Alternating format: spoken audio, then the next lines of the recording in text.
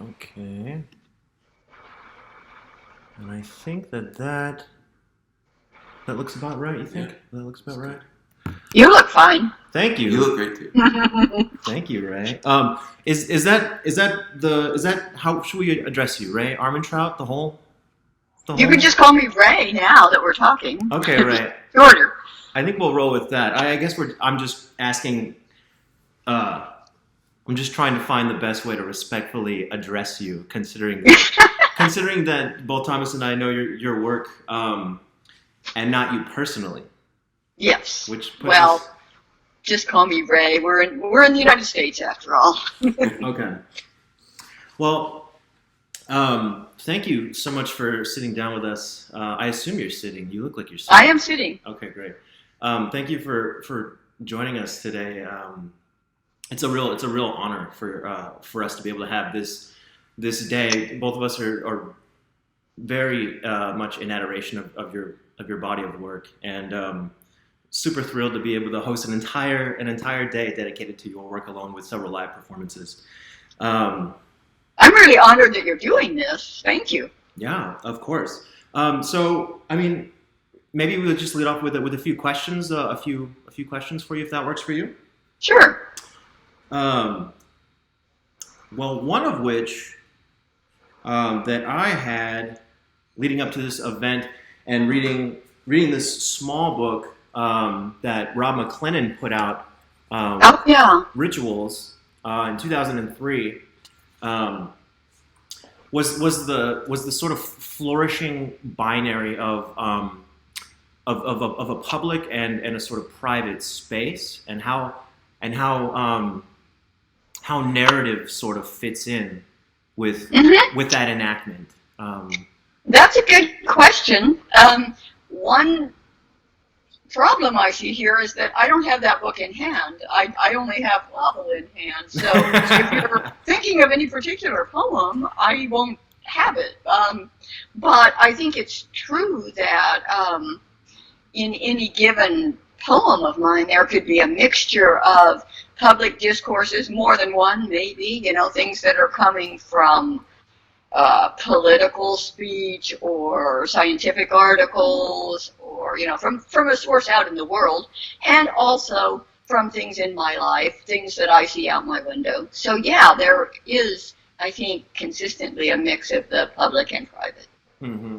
And I think that it also relates to your use of this sort of one of the poems in here. Much of your body of work involves the entrances of these sort of recontextualized phrases, like you said, maybe political speech, and what that does to disrupt the sense of narrative that oftentimes feels like it's burgeoning, but never quite gives over in the way that linear narrative gives over. Mm-hmm. And I guess I was just hoping that you could speak to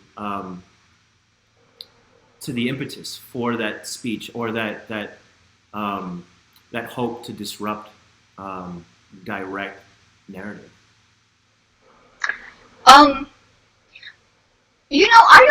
didn't really start out thinking of it that way. I just write directly about what interests me, and if what interests me is that I just heard someone say something really strange and perhaps, in the case of politics, disturbing, then I'm going to start with that. I don't really think of an ongoing narrative. I guess I don't have a very strong narrative impulse. So it's not like I'm thinking, how can I disturb narrative? Because that assumes that narrative is the natural, the sort of fallback, and it just isn't for me. Mm-hmm. Yeah, Al Filreis contributed a video of him reading an anti-short story. And right. he had a long... I remember that poem. I might even remember all of it. Let's see. A girl is running. Don't tell me she's running for her bus. All that aside. Mm-hmm. That's about the only poem I'm going to be able to say from memory. That, or maybe View, because they're so short. Yeah. Well, he had some really, really great sort of conjectures, considering the poem is of such a dense form, and he surmised all of these hypothetical situations about why this person was running for the bus. And I think that sort of accompanies this sort of fragmented narrative, or offering a bit of narrative, but then sort of pulling away from it, is that sort of work that the reader does in place of having it given to them. Yeah, well, that's true. Yeah, I think that poem, and it was an early poem, obviously. I think it's a little bit problematic ethically, but maybe in a generative way, because I was having the aesthetic experience of enjoying seeing this fit young person running. Now, she, from her point of view, was uncomfortable and was probably going to miss her bus. Maybe she was going to be late for work. Maybe she would lose her job. So there's the viewer point of view, which is, look at that stride, look at her hair glow, and, the art, the sort of aesthetic experience. And then there's her experience, which is embedded in some narrative that I don't know, but could speculate about. Mm-hmm. Yeah, that's wonderful. That sort of brings me to a question I had, and sort of springing off this interview, where you made the statement about the sort of media coverage relieving us of the necessity to think or feel through the. You're breaking up a little bit. Your voice is breaking up a little bit. Can you hear me? I can hear you well. Okay. I heard that, but I didn't hear your question or what you were saying. Get in there, buddy. Okay. You gotta get in there.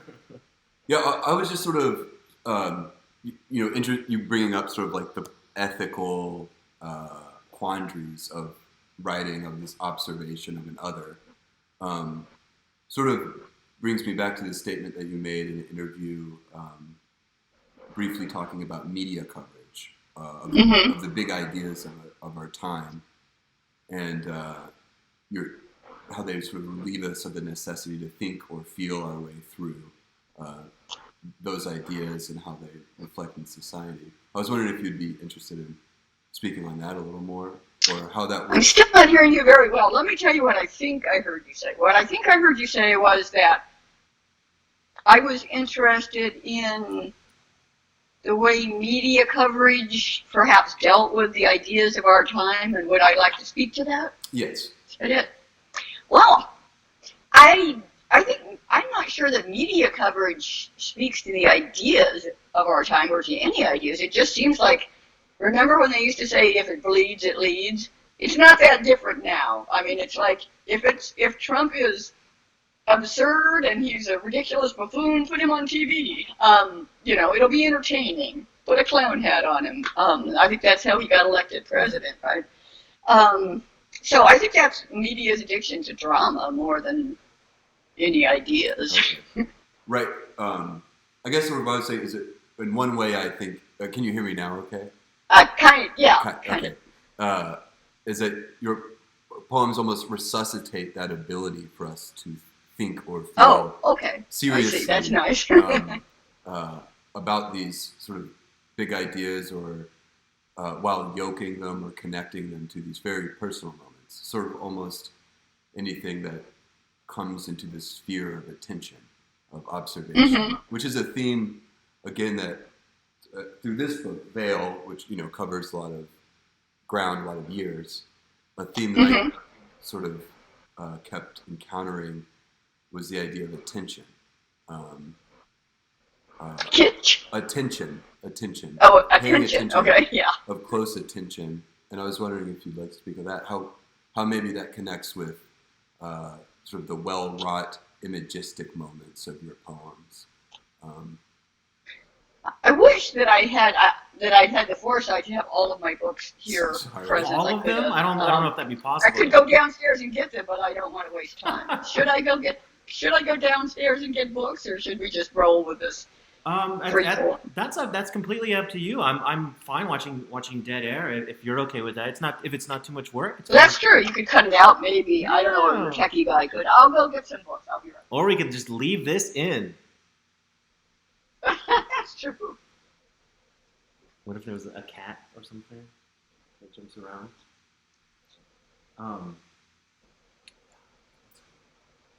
We could just edit this.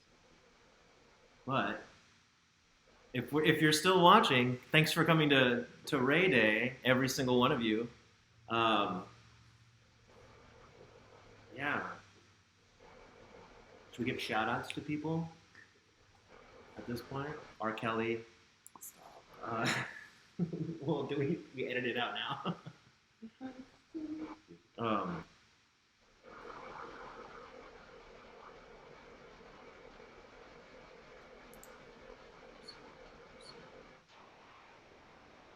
She's going downstairs to get all of her books.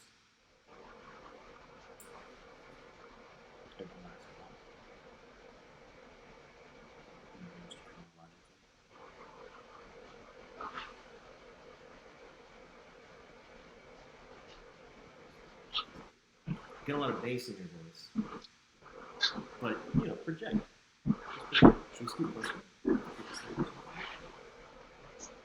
Okay, I'm back. Now I'm well equipped with whatever you want to talk about. Look at all those books. Books. Yeah, you've such a wealth from which to choose. It's really sort of difficult to even access materially any of the one or two books to choose. Yeah. Well, I mean, I think what you said about attention is certainly is important. My friend Ron Silliman, who writes in a way that looks very different from mine, but whose aesthetics has something in common with mine. A line from one of his poems is, "Attention is all." And it sort of is. I mean, if you're not attending to something, then it doesn't exist for you at that moment. So yeah, I think poems at least my poems always begin with a kind of active attention. And then they might spin off, because then you have something. You've noticed something, you've paid attention to something, you've noted it. Then once it's in words, those words themselves, the first words you wrote, are now something to pay attention to, but they suggest something else. And the poem moves that way. Yeah, I'd say that ethos somewhat is very much embedded within the language school, which is. Would you choose to describe your body of work as sort of arcing within the language movement? I could, sure, because I think the writers in the language movement are very diverse, actually. I mean, aesthetically. For instance, I love Lynn Hutchinian's work, but it really doesn't look a lot like mine. And it doesn't look like Charles Bernstein's. But, I think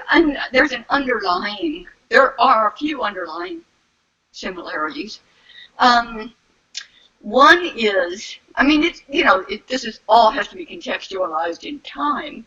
I think when we were young and we were sort of rising up, there was a prevalent idea that poetry was all about emotion, and that emotion and thought didn't go together. And I think we all felt that was wrong, and it certainly is not the way I am in any aspect of my life. I mean, thoughts give me feelings, and feelings give me thoughts, and I don't see any reason to dissociate the two. But I think there was an interest in being able to bring intellect into the work, and also what we were reading, and so that a poem wasn't just I go out and cut some wood in the woodshed and see a woodpecker, and I like the woodpecker in the end, or something like that. But it could come from that obviously is a very reductive parody, but of a kind of short narrative experience-based poem with a sort of usually with an epiphany at the end. Right. And that was a very common kind of poem when we were coming up. And I think we all wanted to do something different, something that was more expansive and that was more open to different kinds of discourse. And that's still true. Hmm. So you mentioned briefly the things that you were reading, if you would like to expound any on that, texts that are currently. Well, I think at that time, the post-structuralists were being translated, and so we were reading Derrida and those people. I was always quite interested in science, so I started out reading the first books that kind of popularized quantum physics. And of course, I read feminist books, second wave feminism. That's scientific. Sorry, go ahead. In this poem, actually called it Attention in Veil. Mm-hmm. What page is that on? That's on page 56. Okay. Of your own book. Right. Yes. There's the word molecule in it. Yeah. Right, so I see where you're going. Molecule and ridicule. This is one of the strangest ones, huh? I love this poem, and for me, it's been an entrance into your poetry. Both how well wrought it is. There's eight couplets, and then there's this found speech of the song, sort of interjecting the lines. And, of course, it would be impossible for that to be a real song, so that's not actually. So it wasn't a found. Okay. There would not be a song that goes, "I'm not a baby, wah wah wah. I'm not a baby, wah wah wah. I'm crazy like you." So sometimes I make up quotes. Sometimes I have real quotes. Sometimes my real quotes aren't in quotation marks. Let's love. Yes. And then sometimes, like here, it's in quotes, but I made that up. Clearly, I got it. But yeah. So and then also this beginning with ventriloquy is the mother tongue. So this idea of things speaking through something or for something else. Yeah. I mean, when a child first learns to speak, it's because and now I'm a recent grandmother, so it's happening all over again. But basically, you're putting words in the child's mouth, right? Which the child then speaks as if those were his or her own words, and they become his or her own words eventually. But we start from that position of speaking the words of the other, I guess. Right. Interesting to me how that connects with maybe an ars poetica almost, or a way of making poetry. That we. Yeah.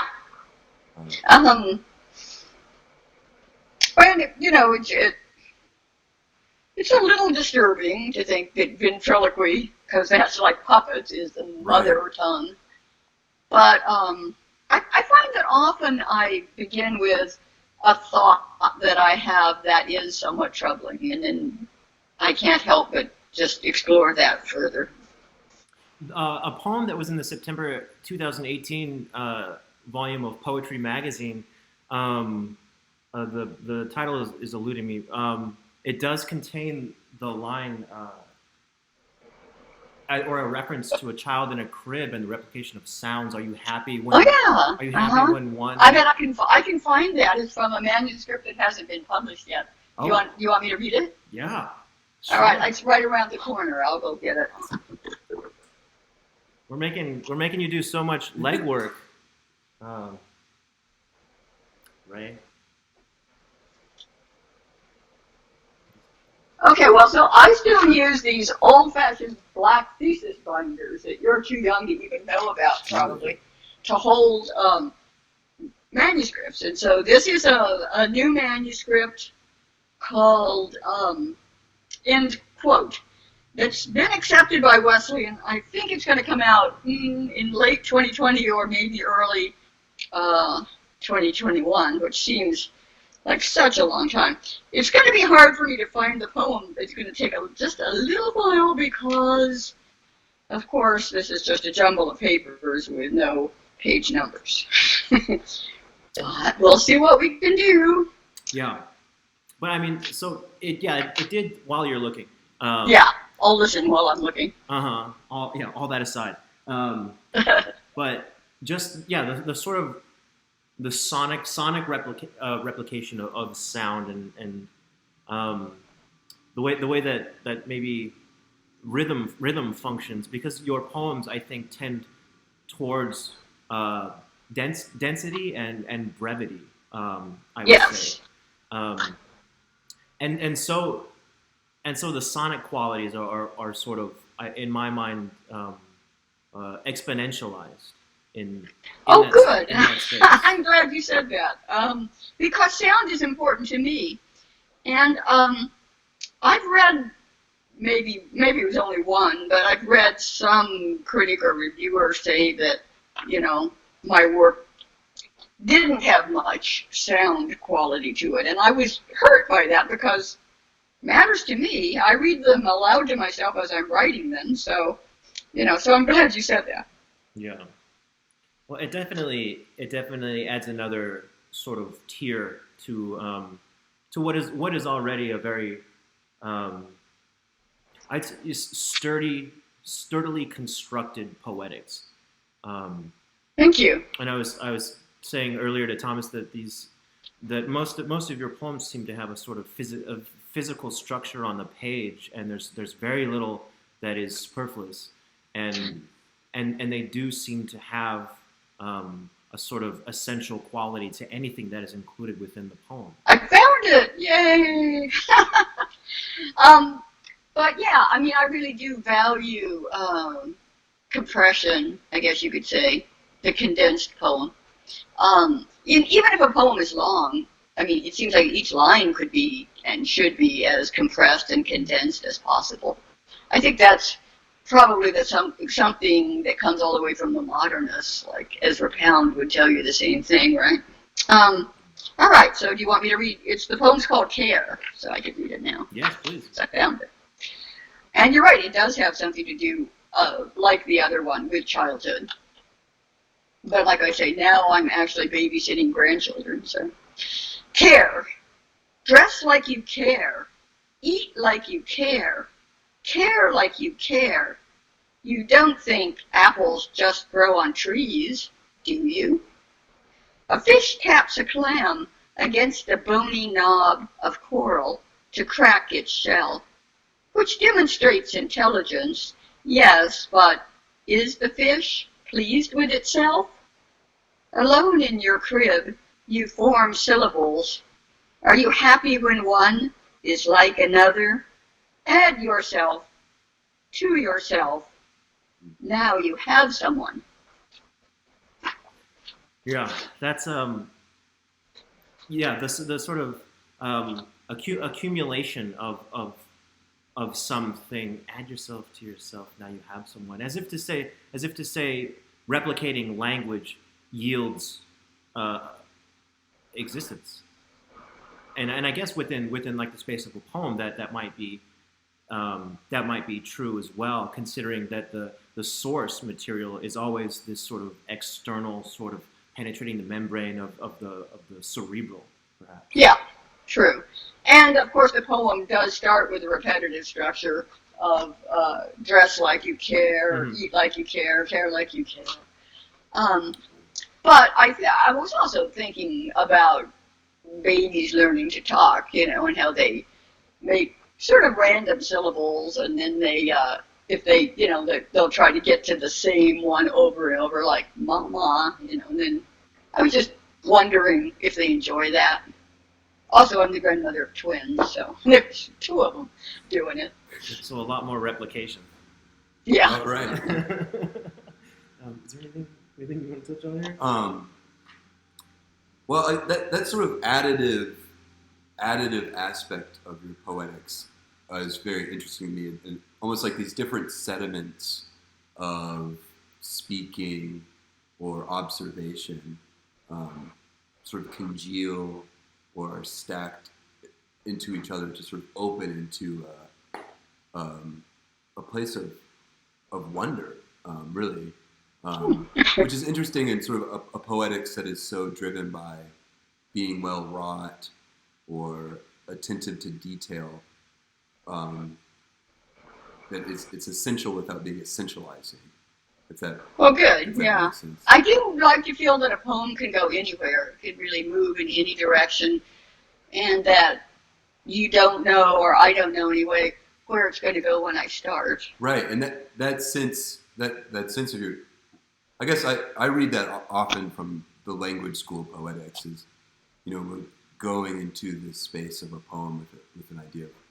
Yeah, but it's not just language school. I mean, Creeley Right. said something like the same thing. Mm-hmm. It's like and even Williams, I think, said a poet thinks with his work. So the thinking is like real time. It's not like you thought in advance and now you're going to write down what you thought. Right. It seems to have some overlap with projective verse. Is this bodily experience of language, Mm-hmm. and thinking feelings and feeling thinking. Yeah. I doubt that any people still practicing projective verse would describe it as sort of simplistically as that. But that does seem like a sort of major impetus to writing is the bodily. Yeah, I'm interested in the body-mind intersection, but I haven't really thought much about embodiment and poetics. I mean, I don't particularly have a sense that my line break, the way Olson's is based on the length of my breath or anything like that. I mean, my line breaks are more based on where I can stop to get a kind of double meaning or suspense or something like that. Yeah. Yeah. Well, if you'd like to sit on back and cozy with your manuscript there, we'd love to be audience to a brief reading if that's possible. Okay, I could read some poems from Verse, the new book, which has this very pretty cover.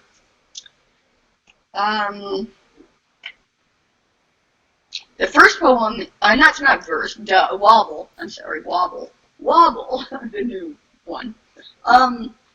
So the first poem in Wobble has something to do with a conversation with a physicist, but it's not entirely that because none of my poems are ever entirely one thing. Making. What made this happen? You ask every time, as if compulsion itself were mandatory. The way light travels at the speed of light, because it must. It is in no sense essential that this crown of leaves, sifted by wind, as if turning over some problem, is a gray-green, brightening into rust red at the tips, or that its equivocations fill this instant to the brim, while light has caught up to itself again, and only seems to be making time. Should I just pick some others to read? Absolutely. Okay. Let's see. Are these poems that feel urgent to you right now? Well, I was looking at what's written on the back of the book there. The blurbs? Or no, the The poems blurbs, written, yeah. not the blurbs. It says poems above the blurbs, I guess. Oh, poems. This is by from the press, Oh, right? it's from the press. Okay. Poems written on the shifting ground of imminent systemic collapse. Okay. Well, it says that because there are a number of poems in Wobble that have something to do with, or to some extent reference, ecological disaster, I guess. I mean, or extinction. I could read one of those. Let's see. Okay, here's something called arch. Arch. Like an arched eyebrow traveling alone, you drift, seahorse, a forgotten, persistent question. Despite your skeptical attitude, it's true that your numbers are crashing. Still, you're rumored to consume up to 3,000 baby shrimp per day. Who doesn't want to be a revenant, to go back to basics in a big way on the small screen, which somehow still survives? Terrific and terrible are cousins, after all. Am I warm or cold? I'm half rhyming, aiming right between quick and dead, like we could thread that needle and keep going. So that one has a little bit to do with survival, I guess. Survival of different species and of our own survival. And I love the directness of your narrative, your seahorse, comma, get up, Lana, get up, Lana. Come on, seahorse. Here's one more. Let's see, how are we doing for time? Okay. Flicker. When it was them, wait a minute, I'll just stop and say, this one, at least in the beginning, is really unusually direct for me. Flicker. When it was them, our parents, dying, the way they tried to deny what was happening, the way they were angry at the wrong things, seemed of a piece with the way they'd always been wrong about us, we thought. The way they were wrong about the world, which they saw only through the haze of their own swap of the past, so that it seemed natural for us to scoff inwardly, even at their deaths. But now it was one of us threatening to get up and walk out of the hospital on his withered legs, sheer sticks, because it was killing him. Clouds of methane rise from dumps outside our city, as I drop a square of soft cheese through the slot into the bin marked landfill. Of course I feel bad about feeling good, about feeling bad about this, but as time speeds up, everything will flicker.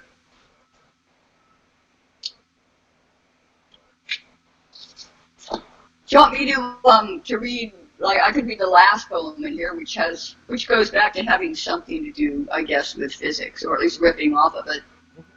Okay, so that nothing rhymes with much, or starts to, and thinks better of it, ending with like, or so, ending with as if, virtual particles carry the current. So I guess that's mostly about language, except for the last two lines. Virtual, what was it? Particles. Virtual particles carry the current. Mm-hmm. Which I think that's actually probably a quote from a book on physics. Do you know what virtual particles are? Oh, I guess it'd be embarrassing for me to try to explain it since I'm not. Oh no, I don't, and I would love for you to. Race. Well, apparently. Simple subatomic particles can sort of briefly materialize out of the void, believe it or not. I know it's really strange. But then they can't last long. So, look it up. But that virtual particles would be carrying the current. An electric current is, mind-boggling. I'm not sure how that works, but it is not something I made up. It's something I read, so couldn't let it go. Had to put it in something. The subatomic particles briefly surfacing. Yeah, okay. And then carrying a current.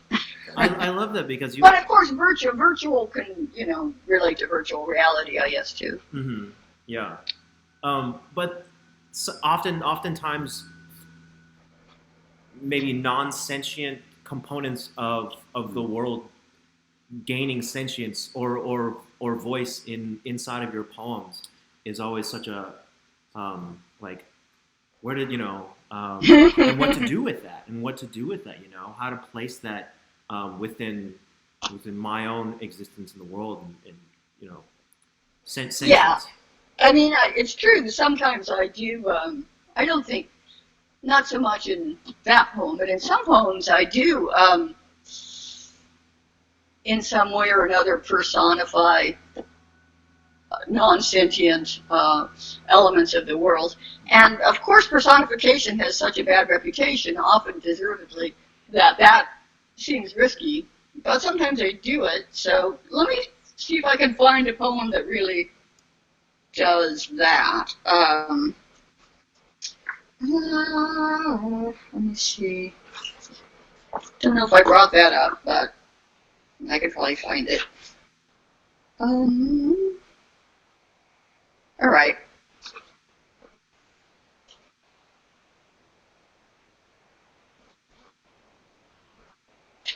Okay, this is called chirality. Chirality was maybe made famous in the TV series Breaking Bad, where the bad chemist, drug manufacturer, dealer character demonstrated chirality by showing how your hands are the same but don't fit over each other, right? It's so chirality chirality has to do with orientations, changing orientations in space. That's really all you need to know. But anyway, chirality. If I didn't need to do anything, would I? Would I oscillate in 2 or 3 dimensions? Would I summon a beholder and change chirality for him? A massless particle passes through the void with no resistance. Ask what it means to pass through the void. Ask how it differs from not passing. I guess I was reading about neutrinos passing through the void with no resistance, and I thought, well, okay, but if you're having no resistance and you're in a void, how do you know you're passing? So what does passing even mean if there's no context for it? Yeah, the context.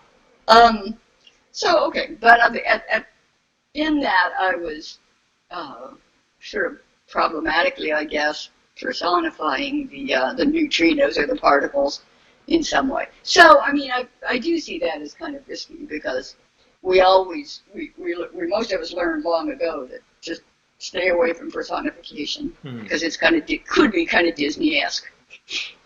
Right, and it's also sort of providing vocal cords for a thing that maybe A, doesn't have them, and then B, maybe would express itself differently. But I think it does sort of lead back to a comment that Thomas made about wonder and about the exploration of personification in your work, and how it does lead to a certain appraisal that includes wonder. Yeah, it's true. I often start writing when I feel puzzled, and I guess wonder is one aspect of being puzzled. They're related. And related to attention. Yeah, attention. And this to attention. Summoning of a true. beholder. Okay. Do you want me to read something else, or do you want to ask something else? I would love it if you would read another poem. Would you read one more for us? Sure. Do you have any suggestions? I had this poem, Words, I really love. Okay. Which is on page... Yeah, I think I know where that... Is that in... It's in Vale, and it's on page 143. Okay.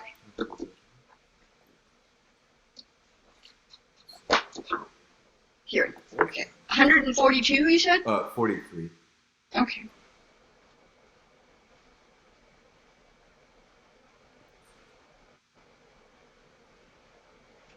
Okay. Words. Click here to express your view of the continuing unrest. I think he's hiding behind a screen of words, and I think that's very dangerous. The caller says, please, rate these words in the order of their importance, on the issue of what this issue is about. On my voodoo self-reference, which has to be groundless, which, in order to impress, must come from the blue thinking cap of sky into which pines disgorge large birds. Yeah, I remember that was written during the Clinton impeachment, so quite a while ago. Okay. And when I was getting a lot of calls from political parties, and they wanted me to, or they want all of us basically, to kind of focus group test their messaging, and so they want to know, what issues are the most important to you, but they make you choose just one. It's always impossible and ridiculous. So some of that comes into this poem. I think it's interesting that you sort of have a registration with the Clinton impeachment in terms of the temporal framework of when that poem was written. Yeah, I think that the quote, I think he's hiding behind a screen of words, and I think that's very dangerous, is probably a quote from the media. And then the caller, this is someone taking a survey, the caller says, please rate these words in the order of their importance, which is just mind-bogglingly silly. Right. And see, this poem for me is another one where we have these assemblages of different modes of speech that then work to this. Because really the momentum at the end is the momentum of sort of driving towards this image as the image too is being disgorged.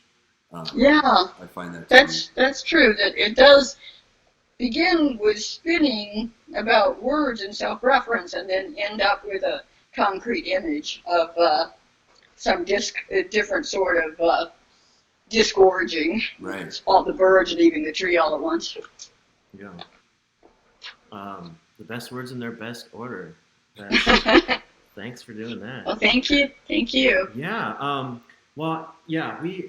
I can't overstate how fantastic it is to get you on the phone this way, and for being a part of Rae Day here at the Free Nashville Poetry Library. I wish I could do it really on Rae Day, but like I said, my schedule changed and I have to be on a plane. But it's absolutely fine. But we're gonna celebrate without you, with you here, with all your books here, with everybody, and.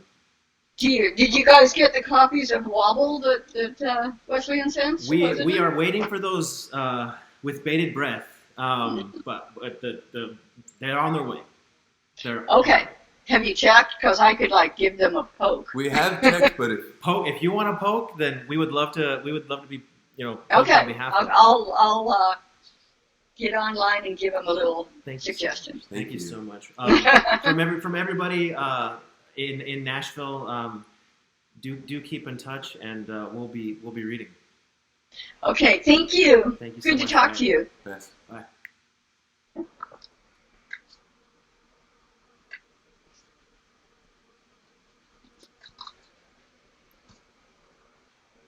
I'm trying to figure out how to hang up. Don't hang up. You hang up, and then we're through, right? Okay. All right, bye. I still don't know how to hang up. Are you hanging up? A little red button there. Yeah, but okay, the button says delete. Well, we're gonna hang up. Okay, you hang up. Okay. Let me see.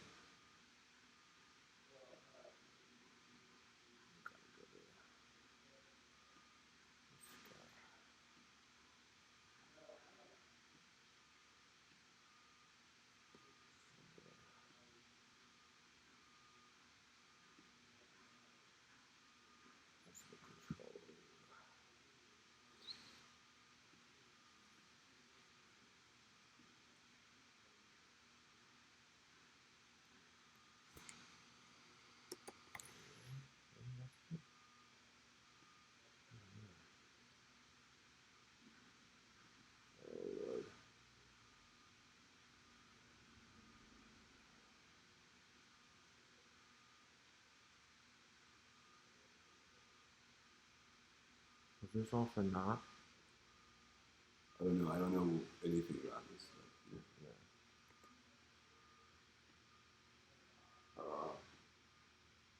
No, I hit that button, and then it counted down. I didn't see it.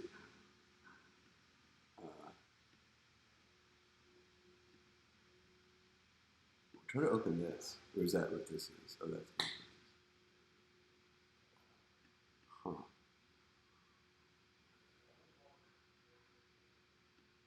See, this is the window here. But why is it still? Go to File, Open Recent.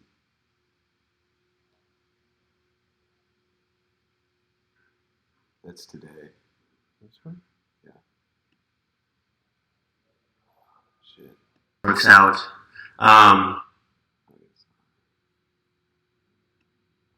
Why does it still have this screen?